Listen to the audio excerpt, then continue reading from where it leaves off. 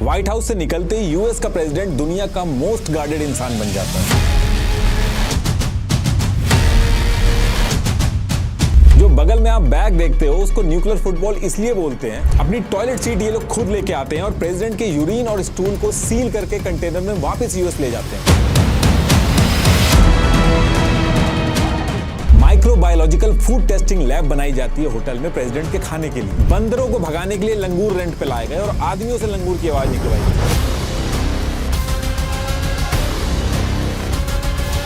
Listing device की वजह से प्रेसिडेंट के रूम की टीवी यूनिट तक चेंज की जाती है और बुलेट प्रूफ ग्लास लगाए जाते हैं। यूएस के एजेंट डमी टिकट और फेक पासपोर्ट देके जानबूझ के एयरपोर्ट में घुसाते हैं। प्रेसिडेंट की कार में उनके ब्लड ग्रुप का इमरजेंसी ब्लड पहले से ही स्टोर होता है।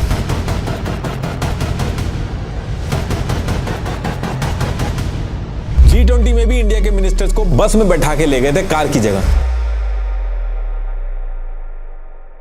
इससे पहले कि हम लोग डिस्कस करें कि कैसे यूएस प्रेसिडेंट की security second by second plan होती है, उससे पहले हम लोग अपने पेरेंट्स और अपनी हेल्थ सिक्योर करने के लिए क्या कर सकते हैं वो डिस्कस कर लेते हैं। अब देखिए, आप लोग steps, sleep, calories regularly track करते होंगे, लेकिन शुगर टेस्ट ऐसा टेस्ट है जो सिर्फ डायबिटिक लोग ही करते हैं, जबकि इंडिया में ऑलमोस्ट 9 करोड़ लोगों को डायबिटीज है और 13 करोड़ से ज्यादा लोग प्री डायबिटिक हैं, जिनका फ्यूचर में डायबिटीज होने का रिस्क सबसे ज्यादा है। लेकिन रिपोर्ट्स के अकॉर्डिंग 40 to 50% लोगों को अपनी डायबिटीज के बारे में पता ही नहीं रहता, जिसकी वजह से लोगों को हार्ट डिजीज और किडनी फेलियर जैसी सीरियस प्रॉब्लम फेस करनी पड़ती है। इसलिए शुगर टेस्टिंग को अपनी रूटीन हेल्थ चेकअप का पार्ट बनाना इंपॉर्टेंट है, जिससे हम टाइम से एक्शन ले सकें। और बीटो कर्व ग्लूकोमीटर ने अपनी पेटेंटेड और CDSCO ISO सर्टिफाइड टेक्स्ट से ये सब बहुत ही सिंपल और एक्यूरेट बना दिया है। आपको बस इस स्मार्ट डिवाइस को अपने एंड्रॉइड फोन में प्लग करना है, ब्लड ड्रॉप लगी स्ट्रिप लगानी है और कुछ ही सेकंड्स में एक्यूरेट रिजल्ट मिल जाएंगे। बीटो एक पूरा स्मार्ट इकोसिस्टम है with functions like auto log readings, AI insights and instant shareability with doctors. Beato app में doctors, health experts, lab test और डायबिटीज केयर सबके सॉल्यूशन मिल जाते हैं। बीटो यूजर्स ने Amazon पे 4.3 स्टार रेट किया है विद Amazon's चॉइस टैग और प्राइस है सिर्फ 490 रुपीज। आप भी ट्राई करिए, product link is in the description. तो टॉपिक पे आते हैं। देखिए, जब आप यूएस के प्रेसिडेंट को किसी दूसरी कंट्री में जाके स्माइल के साथ हाथ हिलाते हुए देखते हो, देखने में तो ये बहुत ही सिंपल सा इवेंट लगता है, लेकिन एक्चुअल में उस टाइम पे दुनिया का सबसे महंगा और हेवीली गार्डेड शो चल रहा होता है, जिसके हर मूव की minute by minute planning US के एजेंट्स ने पहले से लिखी होती है। ओलंपिक्स, जहां लाखों लोगों को मैनेज करने के लिए जिस लेवल की सिक्योरिटी और कोऑर्डिनेशन की जरूरत होती है, उससे कहीं ज्यादा कॉम्प्लेक्स प्लानिंग एक अकेले इंसान यूएस प्रेसिडेंट की 15 मिनट की सिटी वॉक में लग जाती है। व्हाइट हाउस से बाहर निकलते ही यूएस प्रेसिडेंट इस प्लैनेट का सबसे हेवीली गार्डेड इंसान बन जाता है। और जब यूएस का प्रेसिडेंट यूएस से निकल के बाकी कंट्रीज में विजिट करता है, तो कैमरे पे दिखने वाली इस सिंपल सी विजिट के पीछे हजारों लोगों की प्लानिंग, कोऑर्डिनेशन और मिलियंस ऑफ डॉलर का सिक्योरिटी मिशन काम कर रहा होता है। तो देखिए, एक्चुअल में बिहाइंड द सीन ये सब काम कैसे करता है, यूएस के एजेंट ये सारा का सारा प्लान एग्जीक्यूट कैसे करते हैं, ये सब आपको मैं इस वीडियो में आज स्टेप बाय स्टेप बताऊंगा। देखिए, जब भी यूएस प्रेसिडेंट को किसी दूसरी कंट्री में विजिट करना होता है, तो इस पूरे अरेंजमेंट में काफी टाइम लगता है। कम से कम 4 से 5 महीने का टाइम चाहिए होता है।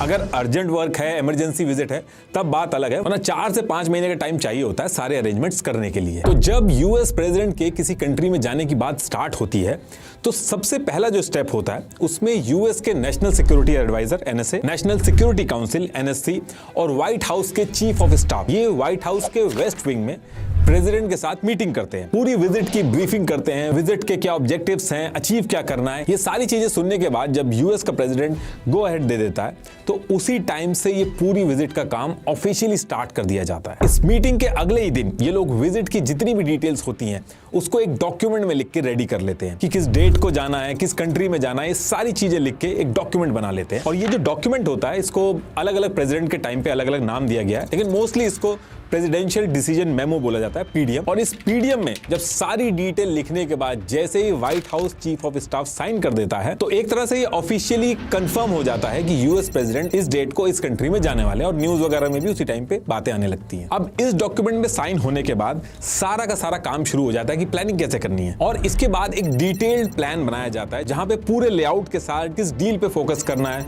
मान लो इंडिया विजिट करना है, तो इंडिया में क्या सिक्योरिटी थ्रेट्स हैं, सारी डिटेल्स इकट्ठा करके करके इस पूरी ट्रिप का एक और डिटेल डॉक्यूमेंट बनाया जाता है, जिसे डायरेक्टिव ऑर्डर्स भी कहते हैं, कभी कभी इसको ट्रिप डायरेक्टिव ऑर्डर्स भी कह देते हैं, TDO। तो ये TDO रेडी होने के बाद इसकी जो कॉपी होती है वो अलग अलग रेलेवेंट डिपार्टमेंट्स जो होते हैं उनको सिक्योर नेटवर्क के थ्रू भेज दी जाती है। अब इसके बाद सेम वीक में, अगर ये ट्रिप प्रायोरिटी पे है तो सेम वीक के अंदर व्हाइट हाउस के बगल में आइजनहावर एक एग्जीक्यूटिव ऑफिस बिल्डिंग है।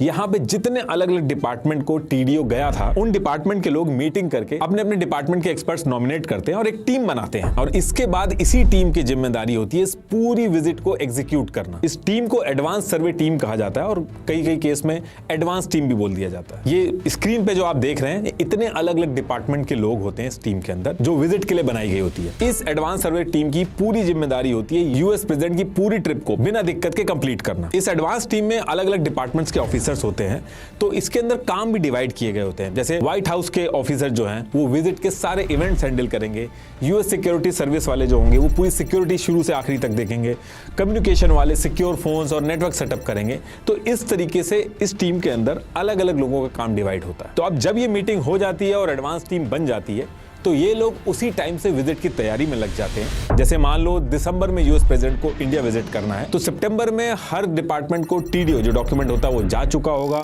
अक्टूबर में मीटिंग करके एडवांस टीम बना ली जा चुकी होगी, और सेम मंथ में विजिट की प्रिपरेशन स्टार्ट कर दी जाती है। और इसके साथ साथ सेम मंथ में ये जो एडवांस सर्वे टीम होती है, ये होस्ट कंट्री के अंदर, अगर इंडिया है होस्ट कंट्री, तो इंडिया पहुंच जाती है। और इंडिया में पहुंचने के बाद ये लोग यूएस प्रेसिडेंट को किस एयरपोर्ट पे उतरना है, किस रूट से होटल तक पहुंचना है, और होटल के किस रूट से इवेंट की लोकेशन पे पहुंचना है, किस जगह स्टेज लगना है, हर एक लोकेशन को देख के यही टीम फाइनलाइज करती है। और इस पूरे काम को एग्जीक्यूट करने के लिए ये लोग इंडिया में जो यूएस एम्बेसी के ऑफिसर्स होते हैं उनको भी अपने साथ जोड़ती है और इंडियन फोर्सेस के लोगों को भी जोड़ लेती है। सबसे पहले ये लोग यूएस प्रेसिडेंट जब होस्ट कंट्री में आके जिन जिन रूट्स का यूज करेंगे उन रूट्स को फाइनलाइज करते हैं। सारे पॉसिबल रूट्स को मार्क करके प्रायोरिटी उन रूट्स को मिलती है जो सीधे, सिंपल और फास्ट हो, 15 से 20 मिनट से ज्यादा टाइम ना लगे। और ये बहुत ही डिटेल और छोटी से छोटी चीज को ध्यान में रख के ये लोग डिसाइड करते हैं। प्रेसिडेंशियल कॉन्वॉय रोड पे चलेगा तो सन उनकी तरफ फेस करेगा या नहीं, ये तक रिपोर्ट पे मेंशन होता है। और जो रोड डिसाइड होती है उसके भी यूएस के स्टैंडर्ड्स हैं कि इतनी ब्रॉड होनी चाहिए कि प्रेसिडेंशियल कॉन्वॉय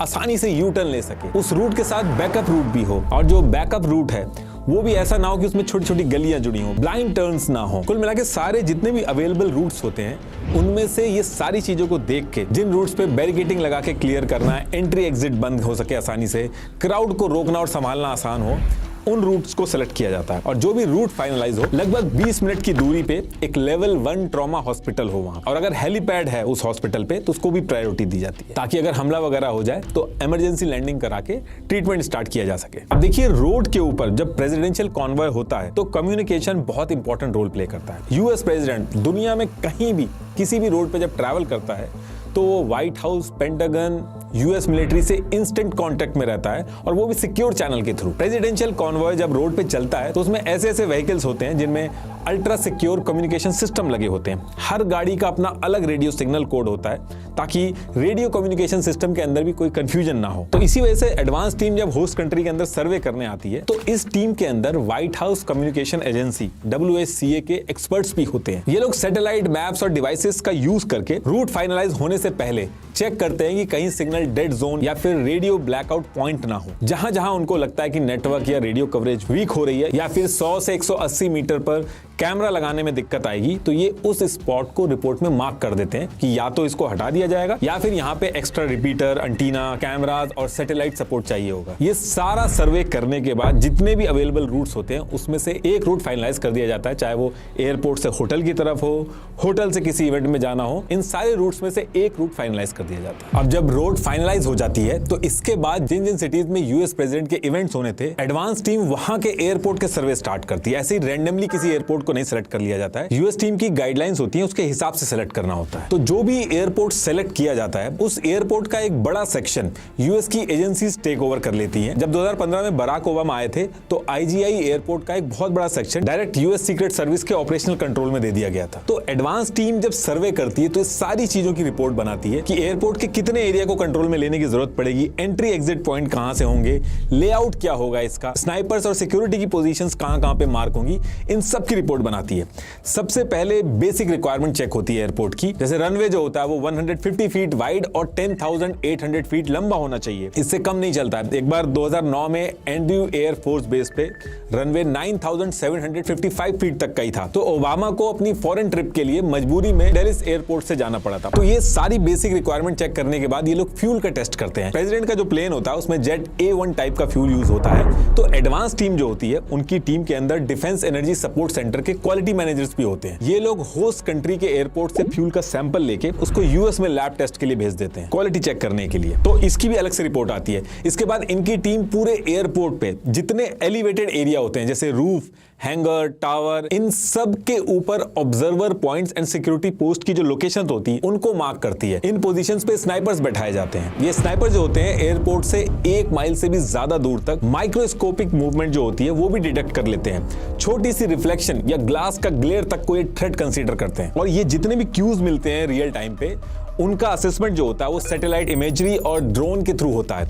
जब होस्ट कंट्री में यूएस का प्रेसिडेंट जाता है तो यूएस अपनी सैटेलाइट की इमेजिंग शेड्यूल और पास प्रायोरिटी चेंज करके होस्ट कंट्री जो होती है वहां पे कवरेज बढ़ा देता है, ताकि क्रिटिकल रूट्स और वेन्यूज जो हैं उन पे ज्यादा फ्रीक्वेंट और हाई रेजोल्यूशन इमेजरी आए। और एयरपोर्ट के बाहर भी 2 से 3 किलोमीटर का जो एरिया होता है वहां पे सिविलियन मूवमेंट्स और बिल्डिंग पे नजर रखी जाती है। 2015 में जब यूएस के प्रेसिडेंट आए थे तो एयरपोर्ट के बाहर जो मेट्रो स्टेशन, फ्लाईओवर, बिल्डिंग रूप सबका एक्सेस बंद कर दिया गया था। पूरे एरिया को नो फ्लाई जोन बना दिया गया था। तो ये सारी चीजें देख के एडवांस टीम एयरपोर्ट का भी अपना सर्वे पूरा करती है और रिपोर्ट बनाती है। और फिर एयरपोर्ट के बाद ये लोग होटल का सर्वे करते हैं। जनरली इनकी प्रायोरिटी ये रहती है कि जो होटल है वो एयरपोर्ट की लोकेशन से 20 से 30 मिनट की ज्यादा दूरी पे ना हो और इवेंट की लोकेशन से 15 से 20 मिनट की ज्यादा दूरी पे ना हो। इंडिया के अंदर जनरली दिल्ली का जो ITC मौर्य है इसको सेलेक्ट किया जाता है जब भी प्रेसिडेंट को रुकना होता है। तो ये एडवांस टीम प्रेसिडेंट को जिस होटल में रुकना होता है वहां पहुंच के सबसे पहले ये डिसाइड करती है कि होटल के किस फ्लोर और रूम पे प्रेसिडेंट को रुकवाना सबसे सेफ होगा। और ये चीज सेलेक्ट करने के बाद होटल के उस फ्लोर और रूम के ब्लॉकिंग पॉइंट्स मार्क कर देती है। यूएस प्रेसिडेंट जिस फ्लोर पे रुकता है उसके ऊपर और नीचे के जो फ्लोर होते हैं उनमें कौन रहेगा, ये सारी डिटेल्स भी मेंशन की जाती है। प्रेसिडेंट के लिए कौन सी लिफ्ट सेपरेट की जाएगी, सीसीटीवी और एक्सरे मशीन के पॉइंट्स कितने एक्स्ट्रा लगेंगे, होटल के जितने भी डोर लॉक्स हैं वो कितने चेंज होंगे, स्नाइपर्स और सिक्योरिटी टीम की लोकेशन और एंट्री पॉइंट्स क्या रहेंगे, ये सारी चीजें मार्क की जाती हैं। होटल में आने के बाद प्रेसिडेंट जो खाना ऑर्डर करता है वो सेम मेन्यू 2 जगह एक साथ बनाया जाता है। इन केस अगर किसी एक जगह पे इशू हो जाए तो बैकअप में दूसरा खाना रेडी रहे। तो इसके लिए डुप्लीकेट किचन भी बनाया जाता है। इसके साथ साथ माइक्रोबायोलॉजिकल फूड टेस्टिंग भी सेटअप की जाती है। जो भी प्रेसिडेंट खाता है वो पहले फूड टेस्टिंग टीम से टेस्ट होता है। एक तरह से एडवांस टीम पूरे होटल को लेके उसके लेआउट में जरूरत के हिसाब से चेंज करती है। और फिर इसके बाद होटल की जो वेबसाइट होती है वहां से वर्चुअल व्यू और मैप जो होता है, जो सारे लेआउट वगैरह होते हैं, उसको हटा दिया जाता है। जितना भी होटल का स्टाफ होता है उसका पुलिस वेरिफिकेशन इनिशिएट कर दिया जाता है। अब ये सारी चीजें करने के बाद सबसे लास्ट में एडवांस टीम जो यूएस प्रेसिडेंट के इवेंट्स होते हैं होस्ट कंट्री में, उस लोकेशन का सर्वे करने पहुंचती है। इस लोकेशन पे सबसे पहले ये लोग आसपास की जो ऊंची बिल्डिंग होती हैं, जो डायरेक्ट इवेंट लोकेशन की रेंज में रहती हैं, उनको सील करने के पॉइंट्स जो होते हैं उनको मार्क करती है। क्योंकि जब इवेंट होता है तो आसपास की सारी बिल्डिंग्स को सील करके उनकी रूफ पे सिक्योरिटी पोस्ट बना दी जाती है। और बाकी जो बचती हैं बिल्डिंग्स, उनके हर फ्लोर पे जो लोग रहते हैं उनके फैमिली मेंबर्स की काउंटिंग होती है और पुलिस वेरिफिकेशन होता है। 2015 में जब बराक ओबामा आए थे तो ऐसी 71 बिल्डिंग्स थी जिनको सील किया गया था। जो स्टेज बना होता है, इवेंट की जो पूरी लोकेशन होती है, उसको भी बैरिकेटिंग लगा के सील किया जाता है, तो उसकी भी मार्किंग होती है। और ये जो बैरिकेड्स लगाए जाते हैं ये नॉर्मल बैरिकेड्स नहीं होते हैं, ये एंटी रैम ग्रेड 6.8 टन की बैरिकेटिंग होती है। मतलब 80 किलोमीटर पर आवर की स्पीड से अगर ट्रक भी अगर इस पे टकराता है तो वो रुक जाता है। और होस्ट कंट्री के जो वीआईपी होते हैं उनको भी अपनी पर्सनल गाड़ी लेके इस इवेंट की लोकेशन पे पहुंचना अलाउड नहीं होता। इंडिया के जो वीआईपीज होते हैं, मिनिस्टर्स होते हैं, उनको भी इस लोकेशन पे डायरेक्ट पर्सनल कार की बजाय बस वगैरह का यूज करके, शटल वगैरह का यूज करके लाया जाता है। जैसे G20 के डिनर के टाइम पे हुआ था, इंडिया के मिनिस्टर्स को बस में लेके वेन्यू पे पहुंचाया गया था। इसके साथ साथ जो पोडियम होता है यूएस प्रेसिडेंट जिसपे स्पीच देते हैं, ये भी नॉर्मल नहीं होता। इसको यूएस सीक्रेट सर्विस डिजाइन करती है, ब्लू गूज कहा जाता है इसको। पोडियम जो होता है वो भी यूएस प्रेसिडेंट को एक शील्ड की तरह बचाने का काम करता है। अगर आपने जब ट्रंप पे गोली चली थी तो आपने देखा होगा जितने यूएस के सीक्रेट सर्विस एजेंट थे वो पोडियम से ही उनको ब्लॉक कर रहे थे। स्टेज पे प्रेसिडेंट कहां पे खड़े होंगे, स्टेज से हटके कहां जाके बैठेंगे, एक एक स्टेप पहले से मार्क कर लिया जाता है। पूरी जो लोकेशन होती है उसकी एंट्री एग्जिट मार्क करके इस पूरे एरिया को नो फ्लाई जोन बनाया जाता है इवेंट के टाइम पे। और इवेंट की जो लोकेशन होती है उसके नीचे टनल वगैरह से नीचे से कोई ना हमला कर दे तो इसके भी वाइब्रेशन टेस्ट होता है। वाइब्रेशन सेंसर इंस्टॉलेशन की लोकेशन भी मार्क की जाती है जिसको लगा के ये चीज इंश्योर की जाती है कि नीचे से हमला ना हो जाए। तो ये फाइनल सर्वे करने के बाद ये जो एडवांस सर्वे टीम आई होती है ये अपना पूरा का पूरा सर्वे कंप्लीट करती है। ड्रोन और लेजर मैपिंग का यूज करके ये लोग 3D लेआउट बनाते हैं, रिस्क इंडेक्स रिपोर्ट रेडी करते हैं और पूरे विजिट का लेआउट बना के स्टेप बाय स्टेप हर एक चीज इस रिपोर्ट में मेंशन कर देते हैं। इसमें हर एक चीज मेंशन होती है कि यूएस प्रेसिडेंट जब आएंगे तो किस लेवल का रिस्क होगा, क्या क्या किया जा सकता है, बचाया कैसे जा सकता है, इमरजेंसी में क्या करना, एक एक चीज मेंशन होती है। और ये रिपोर्ट बनने के बाद वॉशिंगटन के अंदर यूएस में जितने डिपार्टमेंट इन्वॉल्व होते हैं उनको भेज दी जाती है। इस लेआउट पे secret service, protective intelligence division और व्हाइट हाउस मिलिट्री ऑफिस के लोग इसको एनालाइज करने के बाद 3 प्लान रेडी किए जाते हैं, plan A, plan B, plan C, और फिर इसकी फाइनल कॉपी सारे डिपार्टमेंट में शेयर कर दी जाती है और होस्ट कंट्री के साथ भी इसकी कॉपी शेयर की जाती है। और फिर बाकी जितनी भी प्रिपरेशंस होती हैं होस्ट कंट्री और यूएस दोनों मिलकर करने लगती हैं। मान लो दिसंबर में विजिट है तो नवंबर तक रिपोर्ट लेआउट का सारा काम हो जाता है। होस्ट कंट्री लेआउट के हिसाब से प्रिपरेशन स्टार्ट कर देती है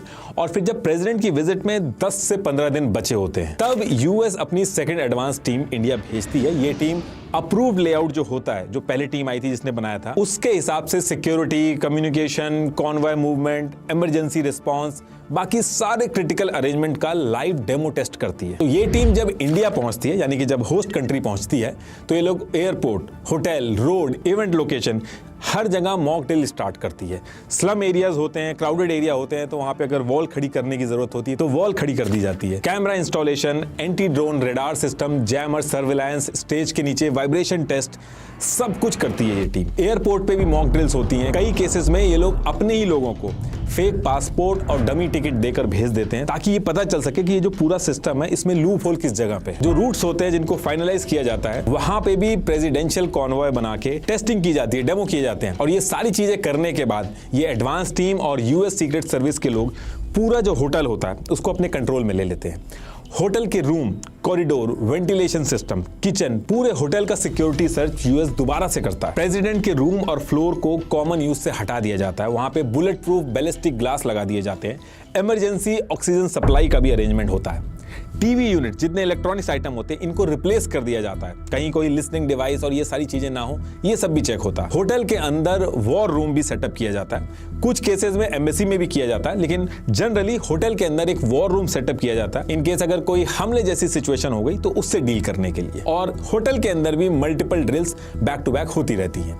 पूरे होटल को 7 लेयर सिक्योरिटी सिस्टम से सिक्योर किया जाता है। और सिर्फ होटल ही नहीं, होस्ट कंट्री में उतरने के बाद प्रेसिडेंट इसी 7 लेयर सिक्योरिटी सिस्टम में रहता है। सबसे आउटर लेयर पे लोकल इंडियन पुलिस और पैरामिलिट्री होती है, रोड को बंद कराना, क्राउड को दूर रखना, ये सब देखते हैं। फिर इसके अंदर वाली जो लेयर होती है उसमें एनएसजी कमांडो आते हैं, हैवी फायरिंग कैपेबिलिटी के साथ। स्नाइपर्स वगैरह जो लगते हैं वो इसी लेयर में होते हैं। ऐसे ही एकदम अंदर वाली जो लेयर होती है, जो यूएस प्रेसिडेंट के सबसे पास होती है, उस सिक्योरिटी लेयर में सिर्फ यूएस के सीक्रेट सर्विस एजेंट होते हैं। इसमें 300 से ज्यादा यूएस के सीक्रेट सर्विस एजेंट होते हैं इस इनर सर्किल के अंदर, जो फिजिकली प्रेसिडेंट को शील्ड करते हैं। कार में बैठाना हो, रूम तक ले जाना हो, सब यही करते हैं। ये जो पूरा सिक्योरिटी सर्कल होता है ये करीब 10 से 15 किलोमीटर तक होता है। और एयर स्पेस की भी बात करें तो जनरली 18 से 18 to 56 किलोमीटर की जो रेंज होती है इसमें से कोई भी एक रेंज सेलेक्ट करके एयर स्पेस को भी नो फ्लाई जोन बना दिया जाता है। तो ऊपर, नीचे, आगे, पीछे पूरी सिक्योरिटी में प्रेसिडेंट रहता है। इसके बाद ये जो पूरा एरिया जहां प्रेसिडेंट को रहना होता है,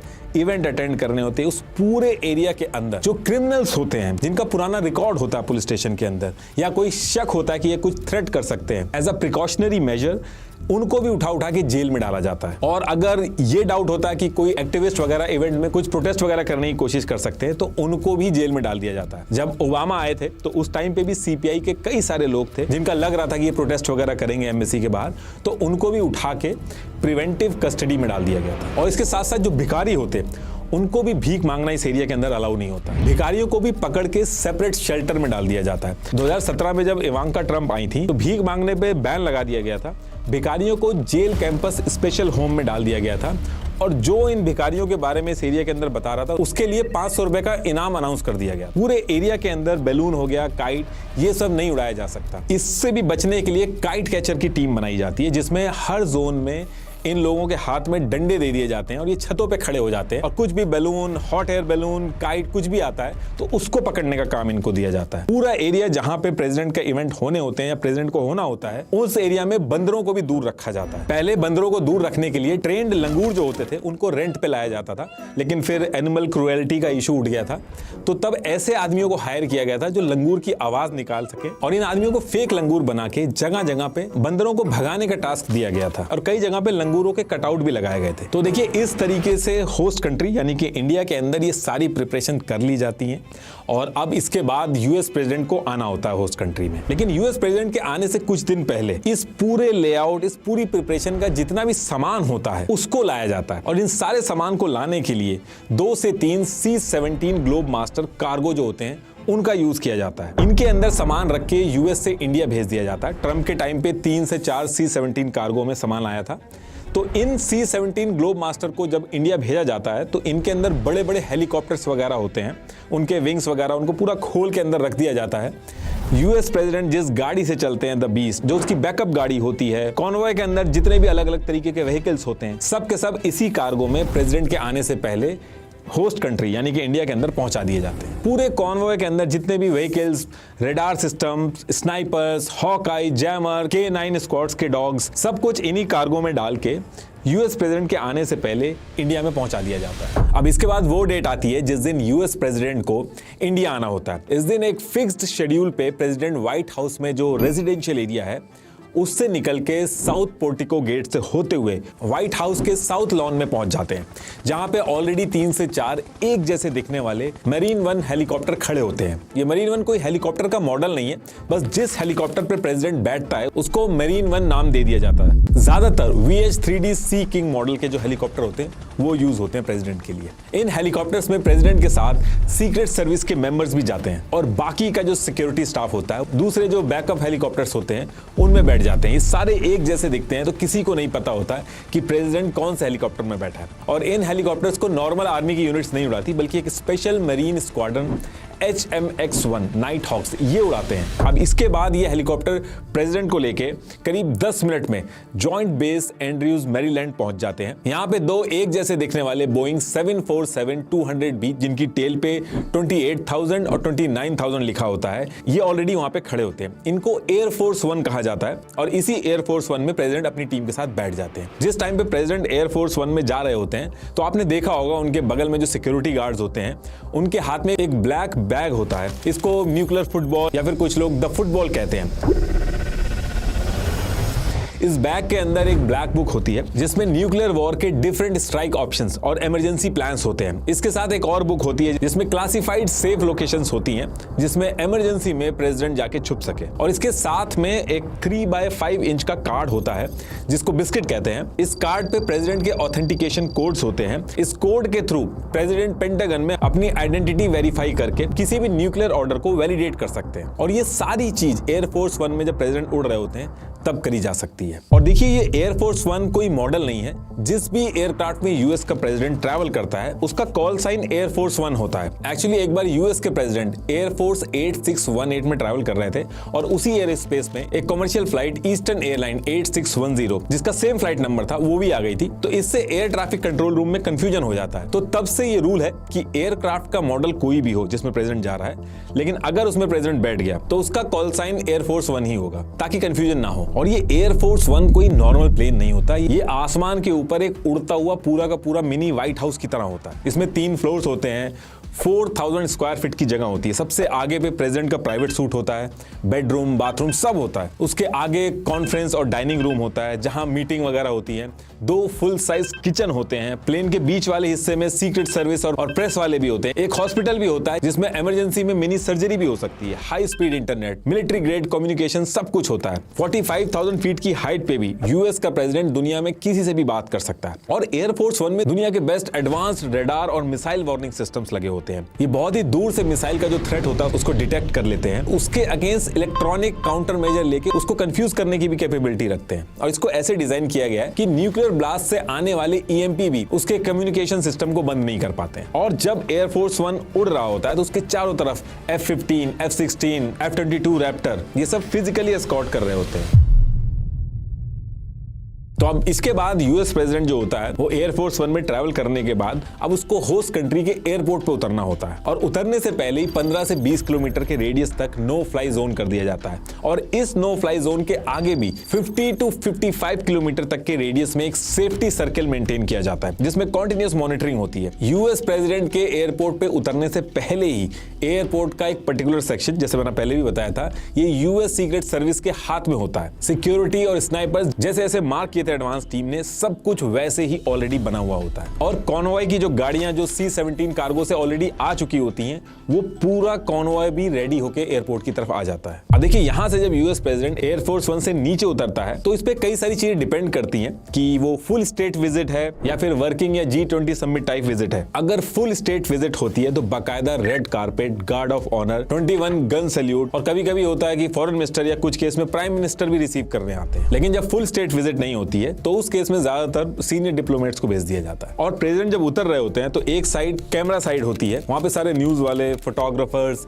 टीवी, वीडियो वगैरह शूट हो रहे होते हैं और दूसरी तरफ जो रिसीव करने आए होते हैं वो लोग हाथ वगैरह मिलाते हैं, जो कि आपने देखा ही होगा टीवी पे। अब देखिए प्रेसिडेंट जब होस्ट कंट्री में आता है तो उसका भी इमिग्रेशन प्रोसेस होता है, लेकिन जैसे नॉर्मल लोगों का होता है वैसा नहीं होता है। प्रेसिडेंट का पासपोर्ट वगैरह लेके जो यूएस की एम्बेसी की टीम होती है वो पहले से ही इमिग्रेशन की फॉर्मेलिटी पूरी कर लेती है। अब एयरपोर्ट पे उतरने के बाद यूएस प्रेसिडेंट को उनका पूरा कॉन्वॉय लेने आता है जो पहले से ही C-17 कार्गो से आ चुका था और इस कॉन्वॉय में प्रेसिडेंट अपनी कार में बैठ के सिलेक्टेड रूट, जो एयरपोर्ट से होटल का रूट सेलेक्ट हुआ था, उधर की तरफ निकल जाते हैं। और ये जो कार होती है यूएस प्रेसिडेंट की, जिसमें यूएस प्रेसिडेंट बैठते हैं, ये नॉर्मल कार नहीं होती है। इस कार को नाम दिया गया है द बीस्ट। इस कार को ट्रक के फ्रेम में बनाया जाता है और 9000 केजी से भी ज्यादा भारी होती है। इवन इसके जो डोर्स होते हैं बोइंग 757 पैसेंजर जेट के डोर से भी हैवी होते हैं और इसकी विंडोज भी नॉर्मल नहीं होती, हमेशा बंद रहती हैं और उसमें 5 इंच यानी कि 4 फिंगर जितना मोटा बुलेट प्रूफ बैलिस्टिक ग्लास लगे होते हैं जो बॉम्ब के फटने से या AK-47 चलने से भी डैमेज नहीं होते। पूरी तरह से ये कार सील्ड होती है, बाहर की हवा अंदर नहीं आ सकती और अंदर की हवा बाहर नहीं जा सकती। इसके अंदर इंडिपेंडेंट एयर सप्लाई होता है जिसमें हाई ग्रेड HEPA फिल्टर्स लगे होते हैं, तो किसी भी तरीके का अगर केमिकल या बायोलॉजिकल हमला होता है या कोई चाहे कि बाहर से कुछ केमिकल वगैरह स्प्रे कर दे तो उसका भी असर नहीं होता है इस पे। इस कार के सस्पेंशन इतने हैवी होते हैं कि ब्लास्ट भी हो जाए उसके बाद भी कार स्टेबल रहती है। टायर में एक अलग तरीके का पंचर रेजिस्टेंस सिस्टम होता है, गोली लगने के बाद भी कई किलोमीटर तक वो चल जाते हैं। जो फ्यूल टैंक होता है उसमें फोम फिलिंग होती है ताकि अगर ब्लास्ट भी हो जाए तो फ्यूल की वजह से आग ना लगे कार में। कार में बैक साइड पे प्रेसिडेंट का जो ब्लड ग्रुप होता है उस ब्लड ग्रुप का ब्लड स्टोर करके रखा जाता है, इन केस अगर हमला हो जाए या कोई इंजरी हो जाए तो उसको यूज किया जा सके। ऑक्सीजन सिलेंडर, वेंटिलेटर, हार्ट के लिए मशीन, पोर्टेबल ICU सब कुछ होता है। ये कार जो है ये पूरी एक चलती फिरती मिनी व्हाइट हाउस है। प्रॉपर कम्युनिकेशन कमांड सिस्टम होता है जिससे प्रेसिडेंट जब चाहे directly white house, pentagon, US military command से कांटेक्ट कर सकते हैं। और इन केस अगर इस कार का कोई पीछा भी करे तो इसमें कई सारे स्पेशल काउंटर मेजर्स भी लगे होते हैं, जैसे स्मोक स्क्रीन जिससे कार स्मोक छोड़ के व्यू ब्लॉक कर सकती है, ऑयल स्लीक डिस्पेंसर जिससे रोड पे ऑयल छोड़ा जा सकता है, टीयर गैस सिस्टम होता है इन केस क्राउड को कंट्रोल करना होता है, नाइट विजन, सब कुछ होता है। और जब भी होस्ट कंट्री के अंदर प्रेसिडेंट अपने कॉन्वॉय के साथ रोड पे जा रहा होता है या कहीं भी रहता है तो वो 7 लेयर्स सिक्योरिटी सिस्टम में रहता है, एक डिजाइन कॉन्वॉय सेटअप में चलता है। तो एयरपोर्ट से जब होटल की तरफ निकलता है प्रेसिडेंट तो पूरे प्रेसिडेंशियल कॉन्वॉय में निकलता है। ये इस तरीके से ये पूरा प्रेसिडेंट का कॉन्वॉय होता है। इसमें सबसे आगे होती है रूट कार जो पूरे कॉन्वॉय से निकलने से पहले निकल जाती है और आगे जाके पूरे रूट को चेक करके जब सारी चीजें क्लियर होती है तो पीछे कॉन्वॉय को अपडेट करती है उसके बारे में। इसके पीछे होती है पायलट कार। ये पायलट कार वायरलेस पे पूरे कॉन्वॉय को रियल टाइम अपडेट देती है कि रोड ब्लॉक तो नहीं है या फिर क्राउड कितना है, कोई सस्पिशियस व्हीकल तो नहीं आ रहा है। और पायलट कार के पीछे एक पूरी स्वीपर टीम चलती है जिसमें मल्टीपल पुलिस मोटरसाइकिल्स और पेट्रोल कार्स होती हैं। इनका मेन काम होता है ट्रैफिक को चेक करना और कॉन्वॉय के आगे चल के इस तरह से ट्रैफिक हटाना कि प्रेसिडेंट के कॉन्वॉय की कार एक ही स्पीड पे चले बिना रुके। फिर ये इसके पीछे आती है लीड कार, ये पूरे प्रेसिडेंशियल कॉन्वॉय को लीड करती है सही रूट से निकालने के लिए। और इस लीड कार के जस्ट पीछे होती है प्रेसिडेंट की कार द बीस्ट। और द बीस्ट जो है ये भी अकेले नहीं होती, कंफ्यूज करने के लिए बीस्ट जैसी दिखने वाली सेम नंबर प्लेट की और भी कार होती हैं जो अपनी पोजीशंस बदल के बार बार चेंज करती रहती हैं रोड पे, ताकि पता ना चले कि प्रेसिडेंट किस कार में है। जिस कार में एक्चुअल में प्रेसिडेंट होता है उसका सीक्रेट कोड होता है स्टेज कोच, और इस प्रेसिडेंट की कार के ठीक पीछे जो कार चलती है इसका कोड नेम है हाफ बेक। इसमें प्रेसिडेंट की जो मेन बैकअप सिक्योरिटी टीम होती है, जो प्रेसिडेंट के एकदम साथ होती है, वो सारे इसमें पीछे बैठे होते हैं, पीछे से खुली होती है। इसमें सीक्रेट सर्विस के एजेंट हाथ में हथियार लेके रेडी बैठे रहते हैं, और इस हाफ बेक के पीछे इलेक्ट्रॉनिक काउंटर मेजर व्हीकल्स होते हैं, वॉच टावर भी बोलते हैं इसको। इसके ऊपर एंटीनास, डोम्स लगे होते हैं जो कॉन्वॉय के आसपास जितने कम्युनिकेशन और रिमोट से चलने वाले डिवाइसेस के सिग्नल्स होते हैं उन सबको जैम करते हुए चलती है, और जो छोटे मोटे ड्रोन्स होते हैं, एयरक्राफ्ट, ये सारी चीजें डिटेक्ट करती है। फिर इसके पीछे इन दोनों कार में प्रेसिडेंट के कैबिनेट के मेंबर्स, व्हाइट हाउस स्टाफ, ये सारे लोग होते हैं। और फिर ये जो दोनों कार आप देख रहे हैं इसमें काउंटर असॉल्ट टीम होती है, और इसके पीछे आईडी कार में यूएस सीक्रेट सर्विस और होस्ट कंट्री के local force real time threat जो होते हैं उनके बारे में अपडेट देते रहते हैं। और पीछे हैजार्ड मटेरियल मिटिगेशन यूनिट होती है, एक ब्लैक ट्रक जैसी गाड़ी होती है जिसमें न्यूक्लियर, बायोलॉजिकल, केमिकल, हर तरह के हमले से निपटने के ऑप्शंस होते हैं।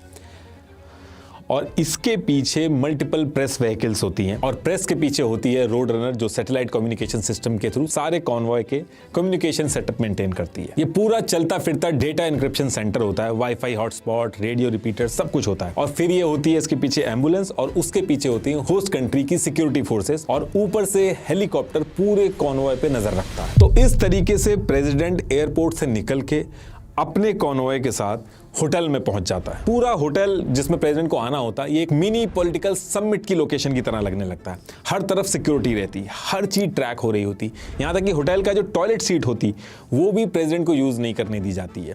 इनकी team special design portable toilet seat लेके आती है जिसमें यूएस प्रेसिडेंट का यूरिन और स्टूल को सील करके वापस एक कंटेनर में यूएस ले जाया जाता है, ताकि कोई भी कंट्री उनकी यूरिन और स्टूल का सैंपल लेके उनकी हेल्थ, कौन सी मेडिसिन चल रही है, कोई बीमारी है कि नहीं, मेंटल हेल्थ क्या है, ये सारी चीजें ना पता कर पाए। अब देखिए यूएस प्रेसिडेंट की विजिट जब स्टार्ट होती है तो होस्ट कंट्री में जितने भी दिन वो रुकते हैं तो वो कोई टूरिस्ट की तरह होटल में हॉलिडे नहीं मनाते। जितने भी दिन की विजिट होती है, जैसे डे स्टार्ट होता है यूएस की टीम प्रेसिडेंट को होटल रूम के अंदर ही ब्रीफ देने स्टार्ट कर देती है कि कौन सी डील और एग्रीमेंट को पुश करना है होस्ट कंट्री के साथ। प्रेसिडेंट को back to back host country के head of state, prime minister, companies के सीईओज, इनसे मिलना होता है। प्रेस कॉन्फ्रेंस होती है, पब्लिक स्पीचेस होती हैं, स्टेट डिनर, ये सारी चीजें उनको बैक टू बैक करनी होती हैं। और इधर ये सारी चीजें चल रही होती हैं और पैरेलल में होटल से ही यूएस के व्हाइट हाउस का काम भी चलता रहता है। बाहर से देखने में तो ये 5 स्टार स्टे लगता है, लेकिन असल में होटल से पूरे देश और दुनिया की पॉलिटिक्स चल रही होती है उस टाइम पे। और फिर इसके बाद जब ये सारी चीजें कंप्लीट हो जाती हैं,